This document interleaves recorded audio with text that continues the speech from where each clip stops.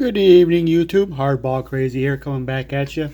It's been a while. Been a busy week for me between work, watching March Madness, and my Spartans are a Sweet 16, so I'm happy about that.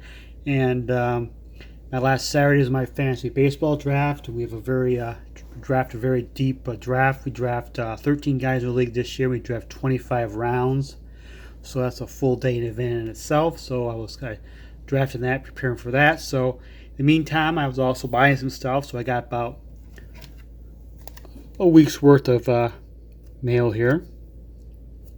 So I should call this This Week in Hardball. So imagine the This Week in Baseball theme playing right now, and title This Week in Hardball. This mail, I got a little bit of old, a little bit new, a little bit of slab, a little bit of raw, a little bit of everything here for you. So I'll start off with, I guess, kind of going in a bit of a chronological order of how I got my cards in. First, I start out with a modern slab card. If you may know, I go after some of these Tiffany rookie cards of guys who are basically, if they're rookie cards like the stars and such. Not necessarily Hall of Famers, but pretty all-stars, top players of the era, of the junk wax era. But finding it, star players and have the rookie cards worth $1.50 seems kind of wrong, so I'm picking up the Tiffany. It's a little harder to find. One such player I picked up is a Bernie Williams 1990 Bowman Tiffany. Jim meant 9. 9 is quite fine. Proud to add this to my collection. Pay maybe like with the shipping like $6-7 for it. I think it's a great purchase.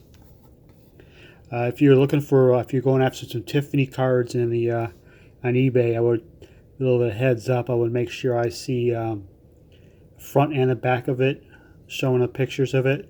Unless this is the slab card described as Tiffany, but sometimes I've seen it a couple occasions where the seller says it's a Tiffany, and it's not really a Tiffany. So kind of make sure you see it's a Tiffany before you buy it. Next up is a little bit of top 80 cards of the 80s, a little bit of a hole in my collection. There's 82 tops traded Ozzie Smith.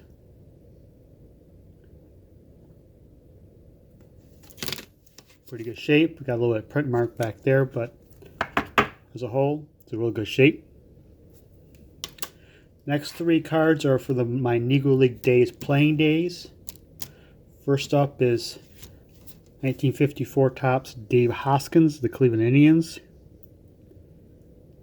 He played for the Homestead Grays. Next up is Bob Trice, first black player filled in A's history. 54 tops also his rookie card. And the last one is the 60 tops Brooklyn Dodger legend, played for the Cuban New York Giants. Cuban player Sandy Amoros, and they just crew the Detroit Tigers. So this is added to my Tiger collection / Negro League player days. Of course, he's famous for the catch in the World Series off Yogi Berra. Next up is a football card for my Spartan collection. 2019 draft stuff's coming out, so I got an LJ Scott rookie card, or it's a draft card. My first LJ Scott card. He is forever remembered in Spartan history as scoring a winning touchdown as a freshman in the 2015 Big Ten Championship game with seconds left of the clock. Finish off a 9-minute drive to beat Iowa. Next up is a vintage Hall of Famer in the raw capacity. 1940 play ball Bobby Doerr. Got this pretty cheap. Probably the best price I was looking for, mostly a graded card, but I found this one's a really good price for the non-graded from a reputable dealer. So I decided to go for this, add this to my Bobby Doerr Hall of Famer collection. This is like my 11th card for the 1940 play ball, Mr. Bobby Doerr. Next up is a Hall of Famer I needed. Kind of like this is the last of the 50s guys I needed who played in the 50s. And I need one more is Joe DiMaggio. I will have every Hall of Famer who has played in the 50s to present. This is very off-brand slab card.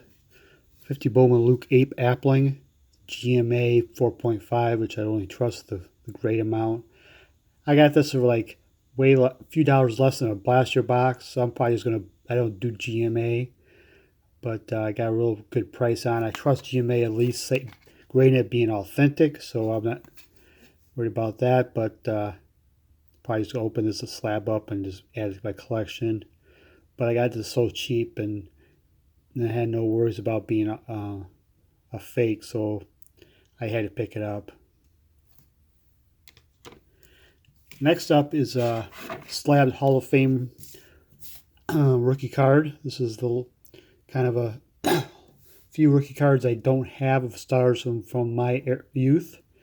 It's an Ozzie Smith PSA 6 rookie card.